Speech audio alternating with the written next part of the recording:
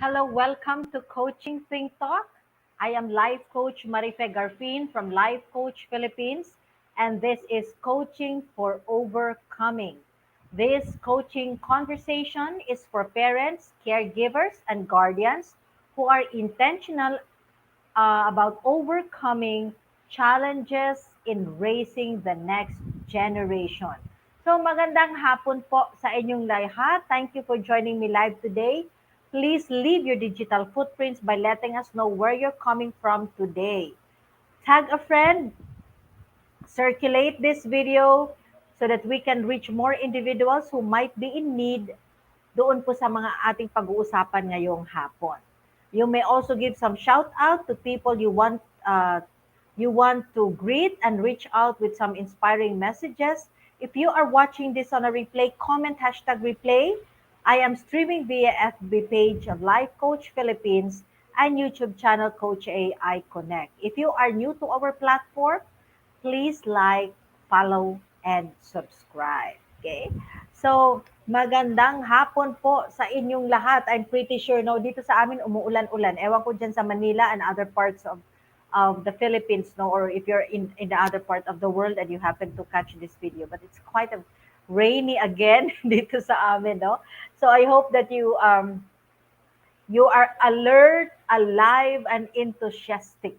Okay? So I hope hindi po kayo antokin, no? Kasi it's 2 p.m. It's an unholy hour. But get whatever it is, you munch in your veggie chicharon, your coffee, your tea, your wine, whatever it is, get it and just join me this afternoon as we talk about overcoming parental stress. No? Nauuso po kasi ito ngayong panahon na ito, itong mga parental stress. Okay?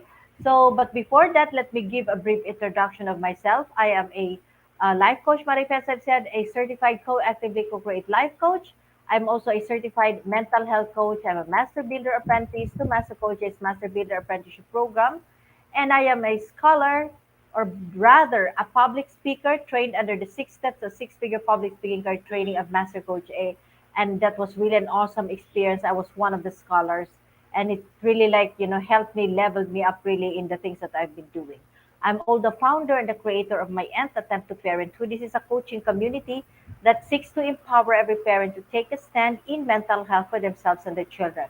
So if you're one parent wanting a community that will support you, a community that will help you grow, that will give you some awareness and some learning about parenting, if you have struggles with your children, or if you're one parent who wanted really at the early onset, no, at the onset, no, you wanted to take to heart your parental role and you want to be empowered, join us in my Nth Attempt to Parenthood coaching community.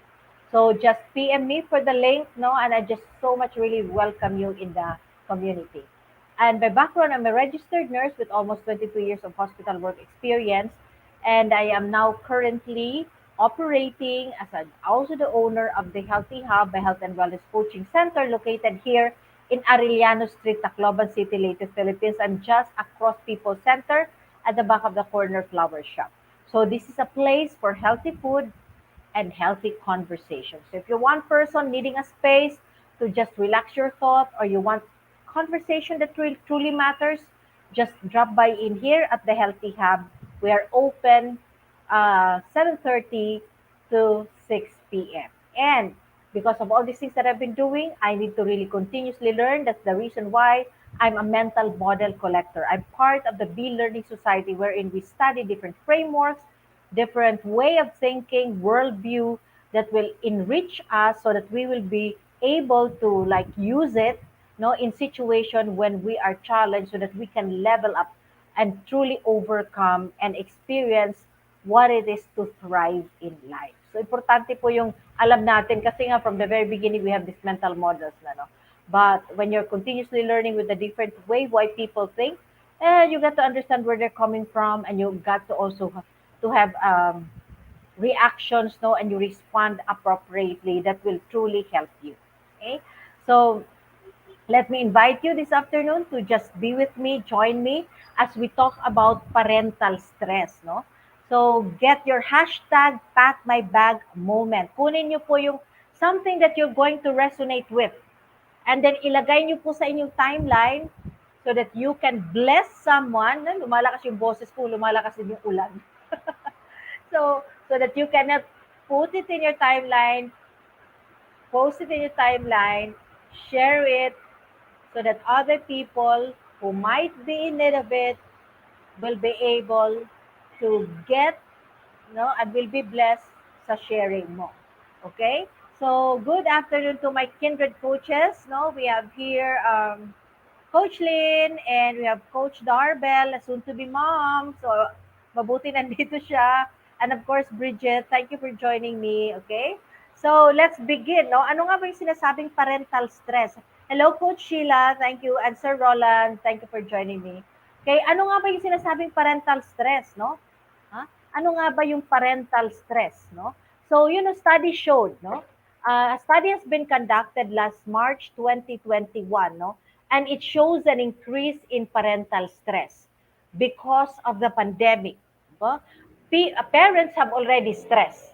May stress na po ang mga parents, pero nung pandemic, medyo nag-level up yung parental stress. Now, there was a significant increase according to the study, and but ang pinakamataas talaga na stress na affected doon sa parental stress is basically the woman or the mother. Yung nanay medyo mataas yung parental stress no, over the father. Meron din yung tatay. Pero doon sa study, it shows na medyo nag-level, medyo little bit higher yung parental stress ni mommy because the mom is basically doing everything. No? Even if you're working, you have to become a mom. You take care of the food, you take care of, everything, the supply in the house, taking care of your children together with whatever you're doing. Kaya medyo ganun talaga yung result natin. Affected si mommy, mas affected, mas mataas yung level of stress ni mommy over kay daddy. But both are experiencing parental stress, especially in this time of pandemic. And it showed, no, in the study shows, no, that the number one cause of stress daw during the pandemic was actually the physical distancing. It was the physical distancing followed by yung ating pong mga modules, no? Yung mga added work. Because nga, when you are working, when you're a parent, uh, you leave the house, after everything that, inayos mo yung bahay mo, you put the child, you bring your child to school, no? Or you leave the child to the yaya, and then you go out, you go to work, and so medyo nakakahinga ka, nakafocus ka lang sa isang task, no? But when you are a parent, there's so many things that's going on in your mind, kaya medyo mataas-taas yung ating parental stress, no? So, um, it also showed that the pandemic has actually triggered the symptoms of there was an increased symptoms of anxiety and depression. So yun po yung study na kinandak noong 2021 that there was really an increase of parental stress, no? Na-challenge talaga yung mga parents this time of pandemic. Now, what do you mean by parental stress, no? Parental stress is a normal part of parenting experience. Normal pala yun. So some of us, so bakit normal? Okay, because I've read an article that says live a stress-free life. But I do not believe that while we're living in this world, there will be no stress-free life. But yet you can learn to manage stress, but not really totally a stress-free life. But parental stress says it's a normal parenting experience. Normal lang po na na-experience yung parental stress because whenever there's change, there is stress. Whenever yung may bagong baby, mas you're happy at the same time na you stress, no, na-stress ka pa rin kasi nga mag-a-adjust ka. Sa pandemic, lahat na bago sa atin, so na-stress din tayo. It's really part of life. Yes, Coach Lynn, it's part of life, no? Now, it arises, what happened? Bakit nagkakaroon tayo ng parental stress? It arises when parenting demands exceed the expected and actual resources available to the parents that permit them to succeed in the parent role. Now, when you become a parent, for all the singles out there, when you become a parent, you want to give the best of who you are. You want to be the best mom. You want to be the best dad. You want to have the best family. In fact, gusto nga natin perfect, no? But there's no such thing as a perfect world nor a perfect setup and family, no? So, pag nagkaroon ng demand, so, yung aking expectation ito, may expectation ako, dapat ganito. Pero, yung nagagawa ko at ang nagagamit ko to become a good parent ay kulang, nagkakaroon tayo ng parental stress. Okay? Nagkakaroon ng parental stress. Like for example, gusto mo gawin ito talaga dapat yung mangyari, ito yung gagawin ko sa baby ko, ganyan-ganyan. But all of a sudden, the situation, the circumstances did not permit you to do so. Either financially, emotionally, or environmentally. Kaya nangyayari na stress si mami. Kasi nga, you have certain expectation pero hindi mo nagagawa. How many of the parents can relate with this? Relate na relate ako nung ginagawa ko po ito when I was researching on this, no? I could relate, no? Nagagalit tayo, naiinis tayo because we have certain expectation na dapat ganito, dapat ito sana, but it doesn't happen. So, na-stress tayo. So, there's an exceed expectation, pero yung available resources, hindi naman nagtutugma. Okay? Kaya nagkakaroon ng stress yung ating mga parents. Okay? So, what is the impact? No? Ano yung impact ng stress, uh, parental stress to our children? Now, you have to remember, according to Robert Fulgham, children follow the emotional lead of their caretakers. If grown-ups are struggling, children will follow. Now, when I was still young and when I was still like a young mom, I never thought that children could be stressed. But there are a lot of studies right now that even if you're just carrying the child in your womb and you're stressed out, your baby also experience stress. There's so much studies right now, and we just finished, no, we just had our last session for trauma masterclass, no, and master coach A really taught us, no, na even in the womb the child can be traumatized depending, no, on the mother's emotion, depending on the experience of the mother and the way the mother think about the pregnancy. So may impact talaga siya. So all the while, I was just thinking, mga bata pa naman yun, wala naman silang alam bakit magkakaroon sila ng stress. But I have really encountered, no, it is subtle and it may seem childlike. But have you ever experienced having your child crying, ayaw niyang pumasok sa school? Di ba? Dati, wini-wake up natin, ay, magising ka na, papasok sa school. Ayoko, gusto ko lang matulog. So, na-stress na yung baby. Or you're trying to okay, for the young mom, no? When you are introducing a new food to your baby, may bagong pagkain na introduce kayo, di ba? When your child is still, you started the feeding, dati nung panahon ko, on the 6th month, we begin the solid food. And syempre, for all the child's no existence ng 4 months, or yeah, uh, ang alam niya is breast milk or milk. And here you are introducing food to your child. So, it is very important, no, na para pagkaroon ng magandang adjustment and transition ang baby towards the food that you're eating, you have to slowly introduce the food. Hindi po like bigyan mo kaagad ng maasim, bigyan mo kaagad nito because nasa shock po yung bata, nasa shock siya, yung system niya nasa shock siya, na-stress din siya. And with that awful taste, it can create, a pattern and a trauma in the brain of the child. Kaya pag gising niya, ayaw niya kainin yung mga pagkain. Nakafix lang siya doon sa pagkain na gusto niya. Okay? So, hello Coach Rizel. Thank you for joining us. Okay? So, stress can also happen to the children.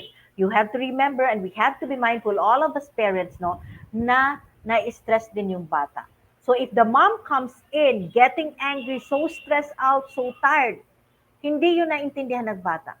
But then, nahagip niya yung energy ng nanay na natatakot na siya, ay na niyang lumapit kasi there's some kind of an energy na nakikuha niya na hindi maganda yung kalagayan ng nanay ko o yun ng parents ko. We have to remember, especially for the moms, no, na nahagip ng bata, the child can pick up the energy that we have. That's how close the relationship between a mother and a child.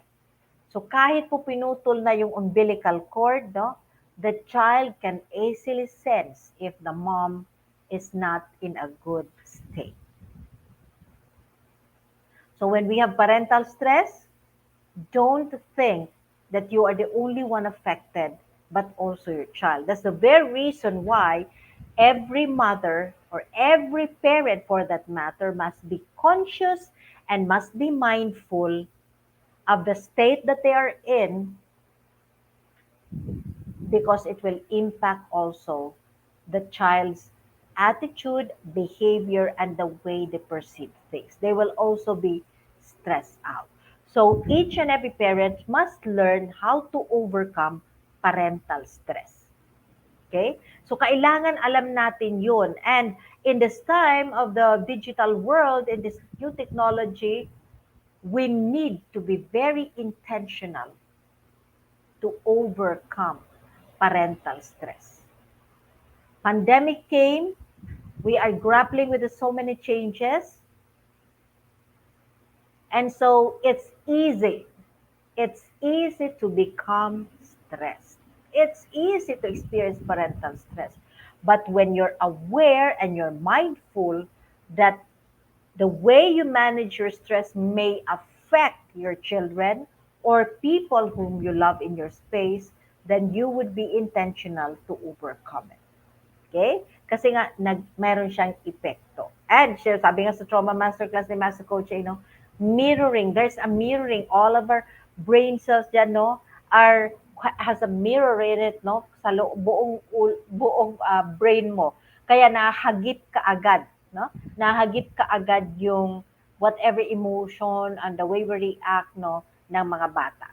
Okay? So how do we overcome parental stress? Paano nga ba natin i-overcome itong mga parental stress which is a normal parental experience. Okay? Normal parental experience, so hindi natin siya maiiwasan, but we will be able to overcome it. So how do we go about overcoming parental stress? Number one is relax before you go home.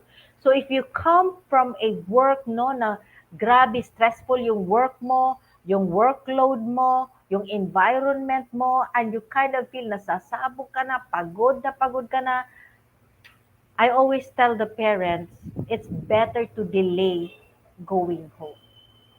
A lot of times, no, especially for moms, we feel guilty. Ayaw na nating umalis, no? We feel guilty staying in the office, no, for quite some time. So nagmamadali na tayong umuwi.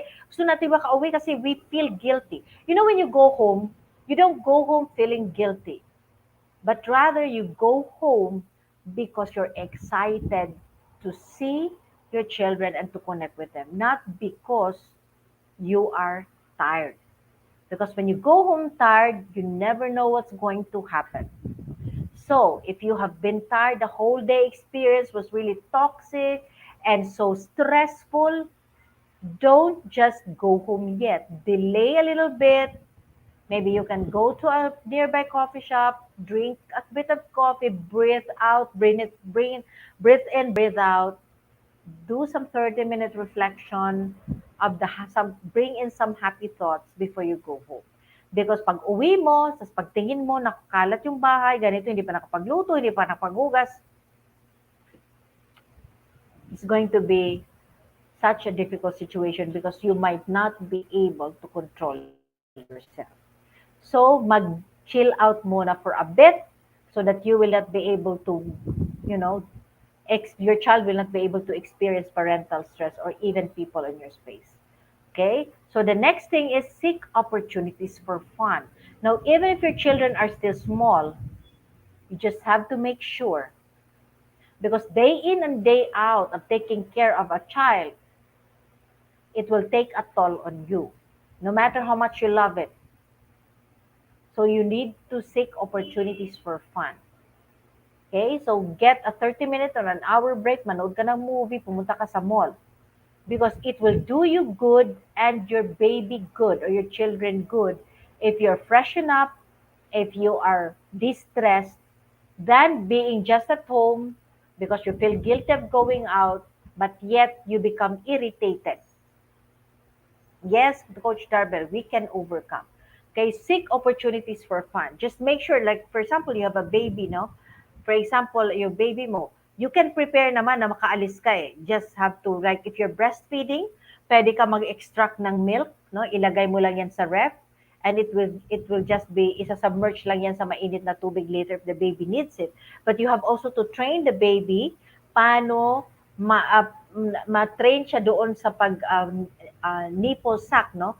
Because pag breastfeed, it's a softer nipple rather than a silicone type, no? So, i-prepare mo siya, hindi mo siya biglang iiwanan lang. Make sure that your child has a very responsible caretaker. Let's say an hour you went out, no, because you're seeking opportunities because it will truly help you. Okay? The third, no, the third tip to overcome parental stress is remember to relax and recharge. Eto na, papasok na po yung self-care dito. Okay? So, maybe kailangan mag-relax, kailangan mo nang magpamassage, kailangan mo nang magkape, kailangan mo nang, you can do something out of the ordinary routine that you have been doing. As I've said, yes, we're designed to work, we're designed to become a blessing to our children, we're designed to take care of them, but we're also designed to fill in ourselves with what we need so that we can give the best to our children. So we need to relax. A lot of times, yung mga parents, because they're coming from a form of guilt, ayaw nilang umalis, natatakot sila, they don't trust anyone to take care of their children, pero ang nangyayari naman, palagi silang naiinis. Palaging naiinis, nagagalit, so yung nangyayari, mas nato-traumatize yung mga bata. Kasi palagi na lang bugnutin si mami. So remember to relax and recharge. Next is ask or accept help. No? So in this time, you still have the module. If you have small kids, you'll take care of the older child. Lalo na kung pre-LM pa lang yan, tutulungan mo sa assignment and you still have somebody, may baby ka pa, may younger pa. And then what if wala kang katulong, ikaw magluluto, maglinis bahay, maglalaba? Takes a toll. It's going to take a toll on you. So, be open. Set aside the pride. Be humble enough to ask for help. No, we are all designed. We're all designed to receive help. We're all designed to ask for help. We're also designed to give help. So hindi lang po ikaw, hindi yan nakakahiya kung humingi ka ng tulong because that's for your mental health. So ask for help. Yung iba naman, hindi nag-ask ng help, binibigyan ng help, ayaw i-accept ang help. Why? Because again, there's pride. Baka sabihin nila, hindi ko kaya. Baka sabihin naman nila, hindi pabaya akong parent, hindi ako marunong. We are designed, as I've said, for help. So accept help. So, for example, sabihin mo, nako, I need to buy diaper. Ikaw lang mag-isa dyan, no? So you can call a friend. Friend, nandyan ka ba sa downtown area? Or nandyan ka ba sa mall? Can you buy this thing for me? That's big thing. Or if you need to go out for a breather, you can ask a friend, no, to watch over your children for 30 minutes to an hour probably. And then pagbalik mo, bigyan mo na lang ng masarap na a slice of cake yung iyong kaibigan. Something like that, no? We need help. We need help. We need to accept help. If not, you will not be able to overcome parental stress. Especially pag bago, first time mom ka, nandito si Coach Darbel, you will really be grappling with so many things. Mag-a-adjust ka talaga. You have to create kasi a system. A system na pagtulog ni baby, ito dapat yung magagawa ko. Paggising niya, ito lang kasi you can't leave the child, no? Unless tulog siya. But most often times, gusto magpakarga, gusto makipag-usap, kahit baby, nagipag-usap yan. And there's so many things to do pag bago kang parent because nga hindi mo pa, you don't have yet the routine, hindi mo pa master. So pagdating ng baby, there's so many realignment, so many prioritization na mangyayari dyan. And so overloaded ka ng stress kasi marami kang i-adjust. So learn to ask or accept help. Fifth, connect with fellow parents. Makipag-usap. Kasi you may learn from their experiences. You do not need to become the best because you have experienced it, but rather you can learn from people's experiences. How do they do things? I'm not saying that same thing will happen to you, but at least you got an idea. May idea ka na ito, pwede pangyari ito. For example, iyak ng iyak yung bata, no? Iyak ng iyak yung baby.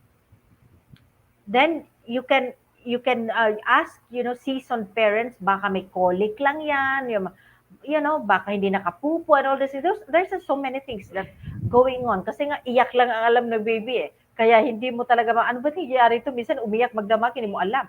No? But so you have to really learn to talk with the parents, connect with them, so that you get to feel na mayroon ding iba namang parents that have these experiences.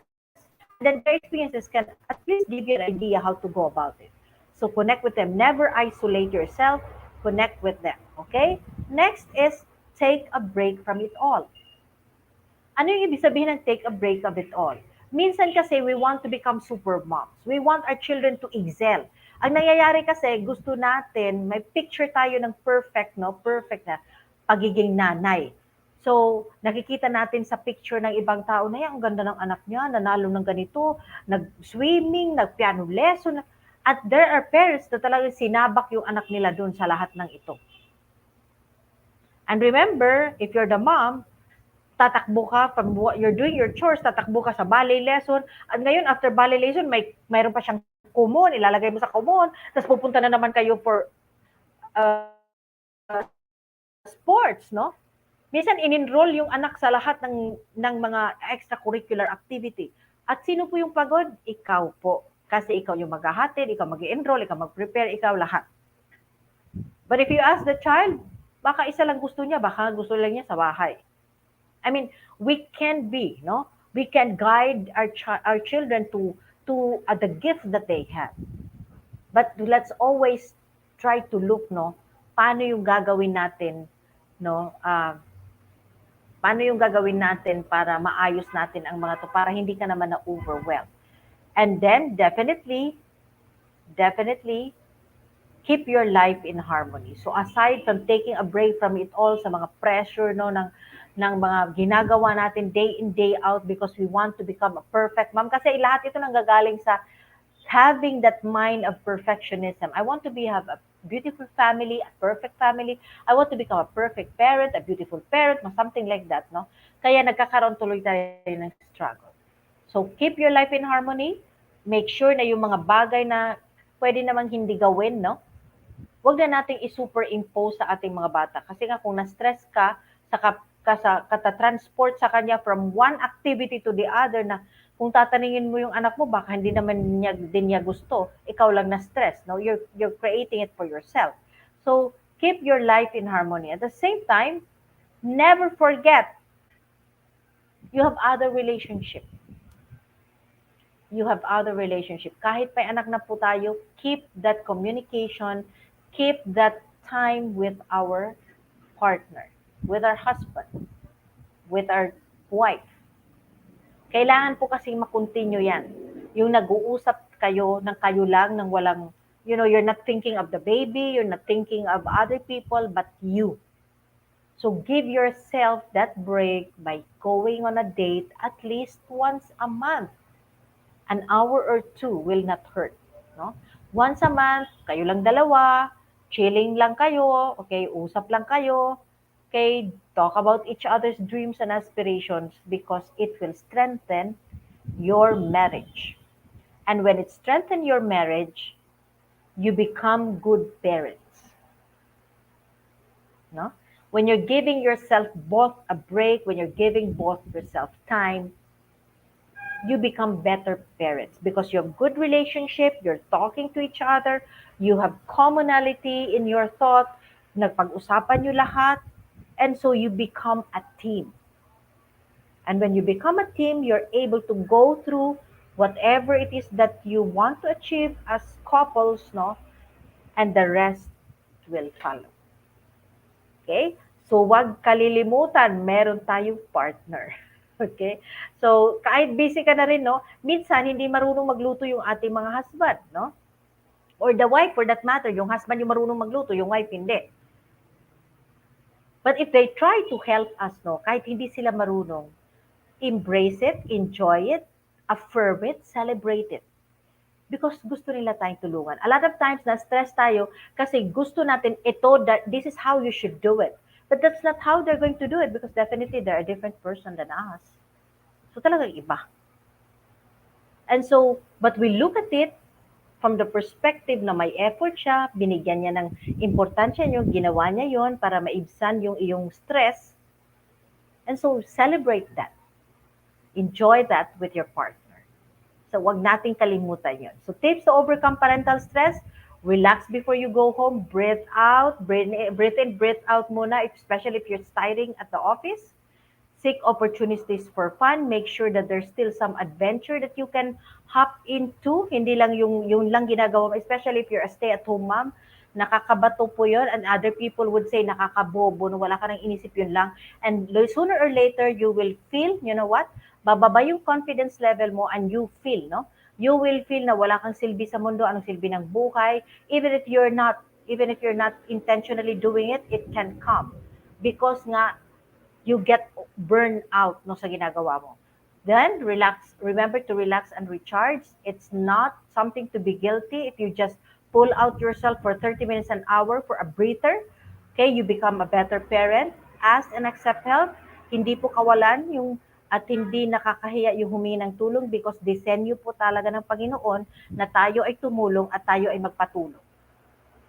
Connect with fellow parents so that you can learn, you get to hear other people's experiences, and nagkakaroon ka ng learning. Okay? Then, take a break from it all. Have a date with your husband or with some friends. Hindi naman araw-araw yan, once a month probably. So that would be good. And keep your life in harmony. No? Uh, Make sure na hindi yung mga activity mo naka-schedule and that is enough that you can carry. It's not a sign no, na lahat yung anak mo involved sa lahat ng curricular activities. Hindi po yan sign na ikaw po ay magandang, na ikaw po ay super mom at you're a good parent. It's not. It's not po. So, give yourself a break, give your child a break, explore ano yung maganda sa anak mo na itatry niya ngayon. Pwede ngayon kung gusto mo siyang i-common, okay? Probably once a week, mayroon din siyang once a week na a little bit of swimming. Or kung ano yung gusto ng anak mo, nahihilig siya doon lang. A lot of times, no, mayroon tayo kasing iniisip na gusto ko siyang maging pianist. Kaya ngayon pa lang, start ko na piano. So, piano, kahit nakikita mo hindi naman gusto ng anak mo, pinipilit natin. So, we kind of, at sino ang na-stress pag hindi ayaw ng bata? Tayo din. So, you got to learn from this. You got to be mindful. Like, take a look of the things that you've been doing. Take a look at your schedule. And take a look at these tips and try to see what can you begin today. What can you begin in 2 weeks? What can you begin in 30 days? So that you can, little by little, move forward to overcoming parental stress. Okay? Sabi nga ni Elizabeth Rojas, the golden rule of parenting, always show your children the kind of person you want them to be. So if you want them to be someone who will be able to manage stress, who will not develop anxiety and depression over overwhelming schedule and activities, we should be the first one to demonstrate or to set an example of how we're going to manage parental stress. So, sabi nga kanina sa ating quote, no, our children simply will respond to us. So, if you want some deeper conversation into this, how to create a schedule, no, that you will not have parental stress, or you want to dig deeper into really creating clarity of how you want to become a parent, how will you go about all these things, no? Then just hop in with me. I give complimentary coaching session. Connect with me so that we can have a conversation, and let's move forward, no, journeying to becoming the best parent you ever can be. Okay. And as I end this conversation, let me invite you to be part of what we are doing as an organization of professional certified life coaches. If you are not yet a smart holder of P-Learning e-card and you are still missing all the perks that we enjoy, well, today is the best time to take action. Connect with Coach Rizal through 0917-586-1661.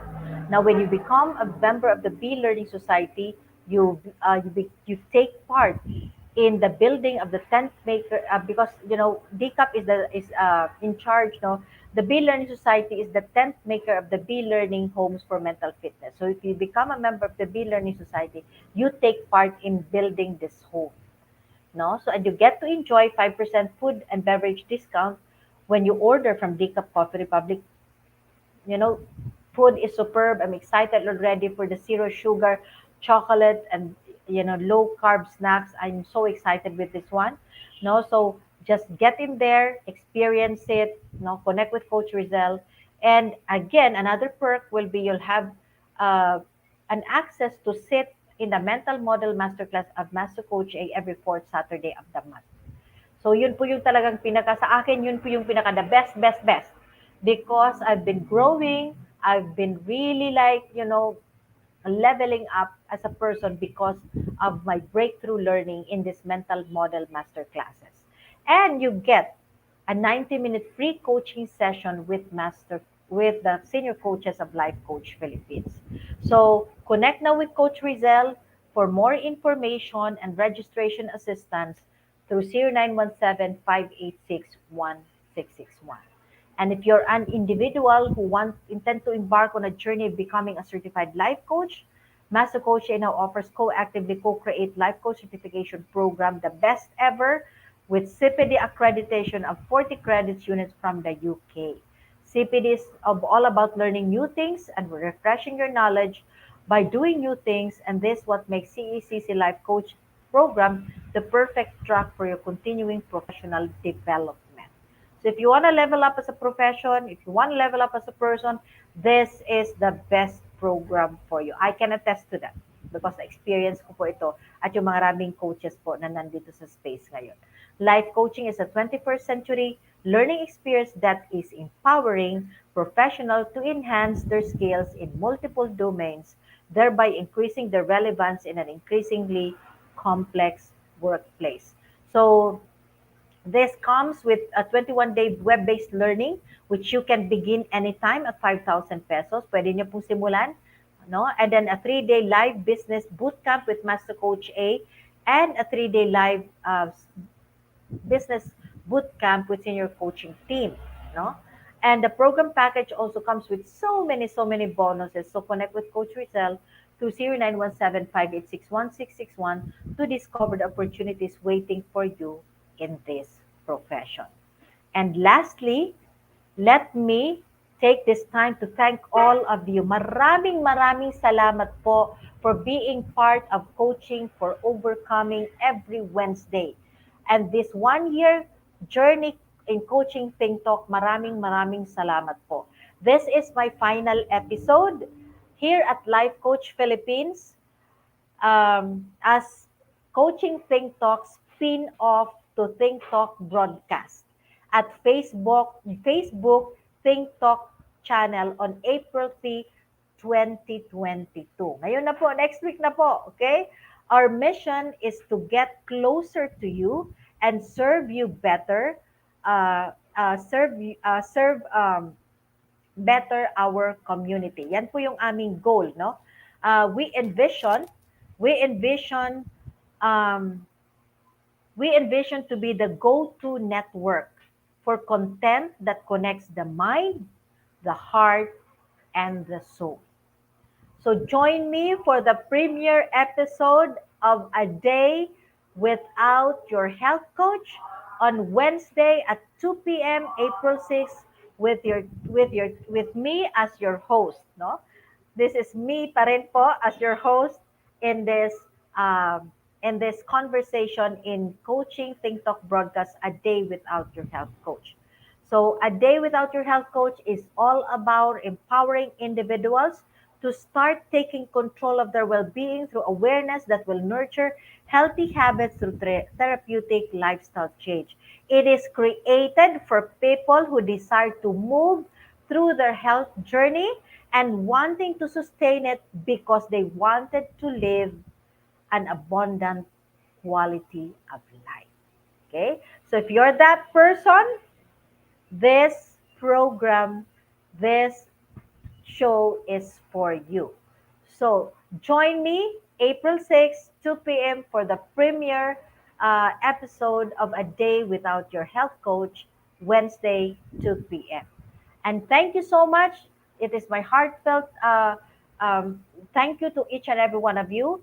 But for those who are in my community, I will also be shifting coaching for overcoming in my nth attempt to parenthood starting on the first week of April. So if you love the program um, overcoming challenges, no coaching for overcoming, meet me in my nth attempt to parenthood coaching community. So thank you so much. Do join us again this afternoon with Coach Tricia for coaching for mental models at 4 p.m. Once again, this is Life Coach Marife Garfin from Life Coach Philippines for Coaching Think Talk. Coaches like us think and talk like this. This is us in the Philippines. Love, bomb, boom. God bless everyone. Thank you so much. As a business owner, are you overwhelmed by the need to post beautiful, engaging content every single day? Are you left wondering what to write? Tired of scrolling through stock photos that all start to look the same? Confused by complicated graphic design programs? Rise Up Creatives is here to help. Each month, we give you everything you need to create 31 days of social media content in just 5 minutes a day.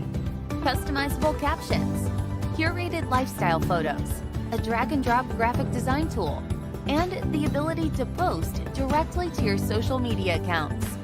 No one else empowers you with these 4 resources all in one place.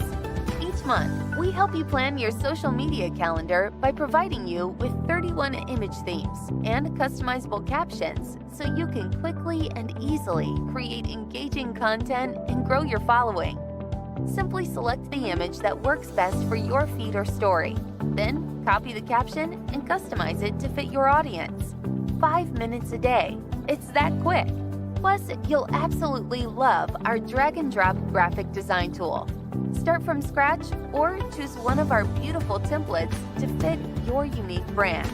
When you're ready to export your design, you can download, email, or post directly to your social media accounts. Here's the truth. Our world needs what you have to offer. Don't let technology or procrastination hold you back. Rise Up Creatives is more than an online resource. We're a community helping you overcome your biggest barriers to reach your greatest goals. We're here to help you rise up and be creative.